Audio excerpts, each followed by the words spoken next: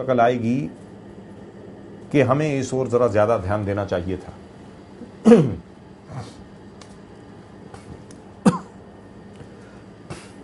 ये दृश्य बार बार दिखते हैं विदर्भ में, संगरूर में, तेलंगाना में, मध्य प्रदेश में।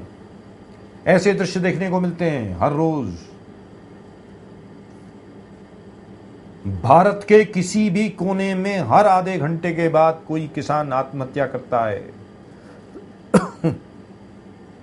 और हमारे किसी वरिष्ठ पत्रकार ने यह पूछने की चेष्टा तक नहीं की प्रधानमंत्री से कि प्रधानमंत्री जी इनकी ओर भी जरा ध्यान दें। ये भी हिंदुस्तान का हिस्सा हैं। ये 2G स्कैम वाले लोग नहीं हैं। ये आदर्श हाउसिंग सोसाइटी स्कैम वाले लोग नहीं हैं। ये कॉमनवेल्थ गेम्स के स्कैम वाले लोग नहीं हैं। ये आपके 8.22% की ग्रोथ रेट वाले लोग नहीं हैं। ये वो लोग हैं जिनको अगर एक दिन में 1 रोटी मिल जाती है और 2 रोटी मिल जाती है तो अपने आप को खुश नसीब समझते हैं। ये वो लोग हैं। इनकी ओर ध्यान हम कब देंगे? कब हमारा ध्यान इनकी ओर आकर्षित होगा? 2,16,000 किसान आत्महत्या कर चुके हैं पिछले 6 से 8 सालों में। इन 2,16,000 किसानों के बारे में कौन सोचता है, कौन बात करता है और कौन पूछता है? आज तक किसी ने ये बात नहीं उठाई। आज भी किसी ने ये बात नहीं उठाई।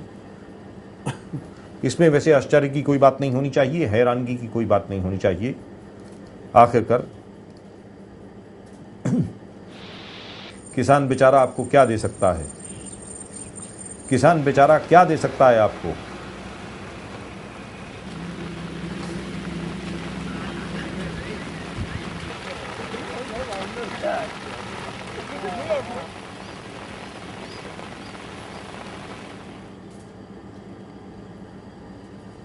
किसानों की इस दुखद गाथा को लेकर के हम ना जाने कितनी बार बात कर चुके हैं। और मुझे हंसी आती है। मुझे हंसी आती है उन लोगों पर जो आज की तारीख में इसको नजरअंदाज कर रहे हैं, इसकी ओर देख नहीं रहे हैं। सिर्फ ये देख रहे हैं कि 2G स्कैम में 1,76,680 करोड़ का तथाकथित तौर पर नुकसान हुआ देश को। देवस के केस में माफ कीजिएगा, इसरो वाले केस में 2,22,000 रुपए का नुकसान हुआ। लेकिन ये 2,22,000 करोड़, 1,76,680 करोड़, कॉमनवेल्थ गेम्स के 72,000 करोड़ और 2,16,000 आत्महत्याएं। हमारा मीडिया भी, हमारे पत्रकार भी, हमारे टेलीविजन चैनल्स भी उस 1,76,000 करोड़ के तथाकथित नुकसान को लेकर, 2,22,000 करोड़ के तथाकथित नुकसान को लेकर, 72,000 करोड़ के गबन को लेकर वहां पर ध्यान ज्यादा केंद्रित है। 2,16,000 मनुष्यों की जान गई। मनुष्यों की जान गई। उन लोगों की जान गई जो बेचारे किसान हैं, जिनके पास खाने को नहीं है। उन लोगों की जान गई। उसके बारे में ना किसी को परवाह है, ना किसी ने पूछा है, ना किसी ने पूछने की चेष्टा की, ना किसी ने उसको मेंशन किया, ना किसी ने उसका जिक्र किया। अरे पूछने की बात तो दूर रही, पूछने की बात तो दूर रही, इसके बारे में चर्चा तक नहीं हुई। प्रधानमंत्री जी ने अपना मत रखा, ये कहा कि मैं बहुत दुखी हूं। दुखी तो है ही हूं, मैं बहुत दुखी हूं कि सरकार के ऊपर इस तरीके के लांछन लगाए जा रहे हैं, आरोप लगाए जा रहे हैं। बहुत दुखी हूं कि अंतर्राष्ट्रीय स्तर पर भारत की छवि धूमिल हुई है। किस बात से धूमिल हुई है? भ्रष्टाचार की वजह से, स्कैम्स की वजह से, जिन स्कैम्स का कोई मतलब नहीं है। कहा 2G स्कैम। 2G स्कैम में कंट्रोलर एंड ऑडिटर जनरल साहब ने यह कहा है कि ये इतने में भी बेचा जा सकता था। आपके ऊपर भ्रष्टाचार के आरोप लगे, सरकार के ऊपर भ्रष्टाचार के आरोप लगे, उससे आप दुखी हैं। 2,16,000 लोगों ने अपनी जान ले ली, उसका जिक्र तक नहीं है, उसका दुख तक व्यक्त नहीं किया गया। यह तक नहीं कहा गया कि मेरा दिल इन लोगों के साथ है। और क्या कर रहे थे हमारे वरिष्ठ पत्रकार? किसी ने एक ने भी पूछा कि हर आधे घंटे के बाद हिंदुस्तान का एक प्राणी अपने प्राणों को त्याग रहा है क्योंकि कर्जे में वो इतना डूबा हुआ है? किसी एक शख्स ने भी पूछा? Let's look at that question again. Let's take a look at that question again. ये सवाल आपके लिए। सवाल ये है, प्रधानमंत्री जी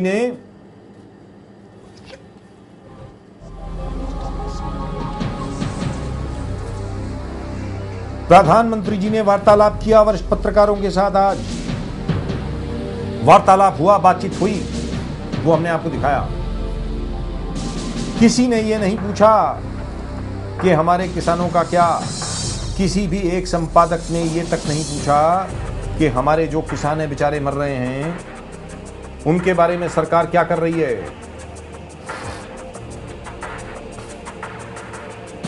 बड़े बड़े टीवी चैनल्स के बड़े बड़े मालिक वहां पर थे, बड़े वरिष्ठ पत्रकार वहां पर थे, सब संपादक वहां पर थे।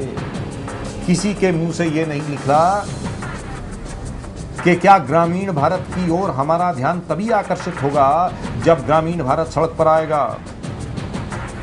When all the farmers come out on the street, when the poor farmers come out on the street, when they block your highway, when they block the roads, and when they start to set your vehicles on fire, do you think it's only then that we shall start to talk about them? Is that what you're looking for? Is that what you're aiming for? Type out RKB, type out your name, type out the name of the city you're watching us in, or type out the name of the village you're watching us in, and send in your SMSs on 5888877. Send in your SMSs on 5888877.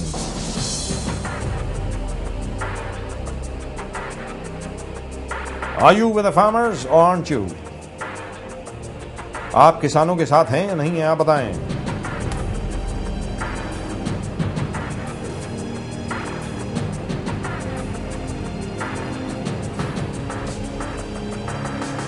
आप आके भी type करें, अपना नाम type करें, अपने शहर का नाम टाइप करें जहां पर आप हमें देख रहे हैं।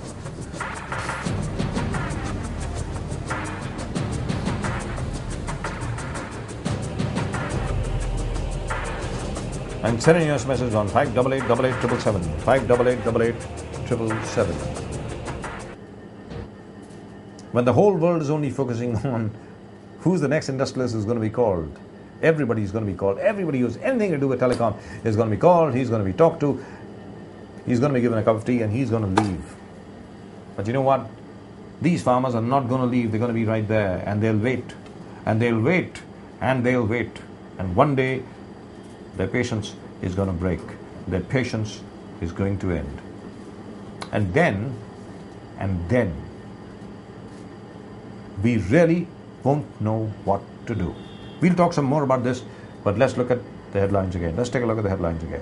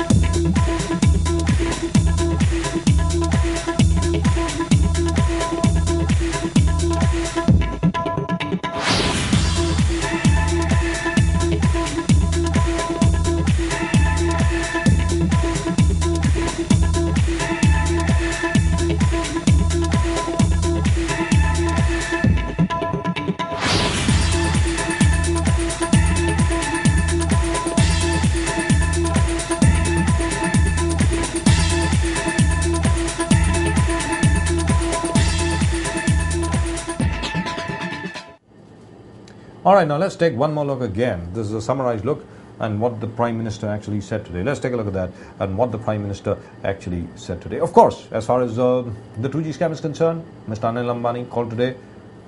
He talked to CBI. Mr. Ravi Ruia will be called tomorrow. That's right. And so will just about everybody. Sanjay Chandra called to the CBI. Vinod Goenka also called by the CBI. Mr. Shahid Balwa, of course, is at the moment in custody. Mr. Vinod Goenka is likely to be picked up by Friday. That's the information we've got. The rest of the people are not going to be picked up. Jahan tak Etisalat DB ka sawal hai, they found the money trail. As far as the rest of the people are concerned, their balance sheets are clean, everything else is clean. All the other deals are clean. So what are we talking about? What is it that we are talking about? As the Prime Minister said, this is an estimated presumptive loss. This is not a real loss. ये असली नुकसान नहीं हुआ है.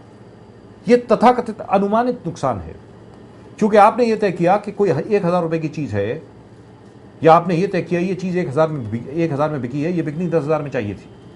अब ये तो अनुमान की बात हो गई कि हम 1,000 में नहीं बेच रहे, क्योंकि हमने 1,000 में बेची तो हो सकता है जो डिफरेंस है 9,000 रुपए का, वो उस 9,000 रुपए में से कुछ रुपए किसी की जेब में गए. ये कहा जा रहा है, ये अनुमान है, लेकिन क्या ये असलियत है? क्या ये असलियत है? इस सवाल का जवाब सीबीआई को देना है, सुप्रीम कोर्ट को.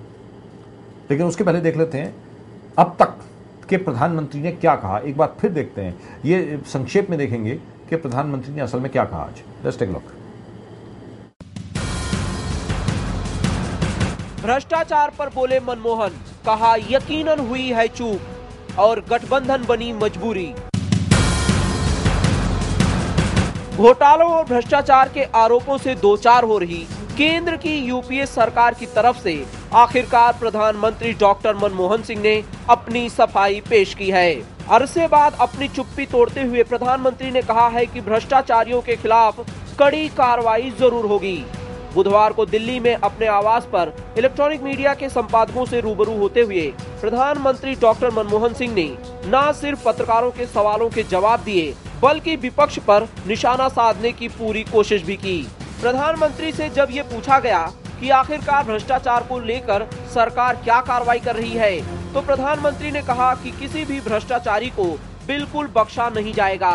हालांकि सरकार के कामकाज के तरीकों में बदलाव की जरूरत को भी प्रधानमंत्री ने माना और अपनी गलती स्वीकार कर ली. लेकिन मनमोहन सिंह ने गठबंधन की कुछ मजबूरियों की ओर इशारा करते हुए सभी आरोपों को दूसरे दलों पर मढ़ने की पूरी कोशिश भी की. मुझे अपनी जिम्मेदारी का एहसास है, इसमें आपको कोई शक नहीं होना चाहिए. लेकिन मेरी कुछ मजबूरियां भी हैं. कोलिशन पॉलिटिक्स में बहुत कुछ सहना पड़ता है. या तो फिर ये हो कि हर 6 महीने में नए इलेक्शन कराए जाए, ऐसा भी करना उचित नहीं होगा. इसलिए some compromises have to be made in managing a coalition government, and those issues therefore I think have to be viewed in the context in which no single party has, I think, emerged which can rule by itself. वहीं जब प्रधानमंत्री से विपक्ष के JPC की मांग को लेकर सवाल किए गए तो उन्होंने कहा कि भारतीय जनता पार्टी का रवैया नकारात्मक है और वो इतने बड़े गुनहगार नहीं हैं जितना उन्हें बताया जा रहा है. देखिए, मैं ये नहीं कहता कि मुझसे कोई गलती कभी नहीं हुई, लेकिन जैसा कि प्रचार किया जा रहा है, मैं उतना कल्प्रिट नहीं हूँ जितना कि दिखाया जा रहा हूँ. यही मैं कहना चाहता हूँ. और जैसा कि मैंने पहले कहा कि a group of ministers is looking into all aspects of how to deal with corruption. Also, it is not certainly true that we have not dealt with black money problem. The effort is on to sign treaties or to revise treaties which would enable us to get information from the affected countries.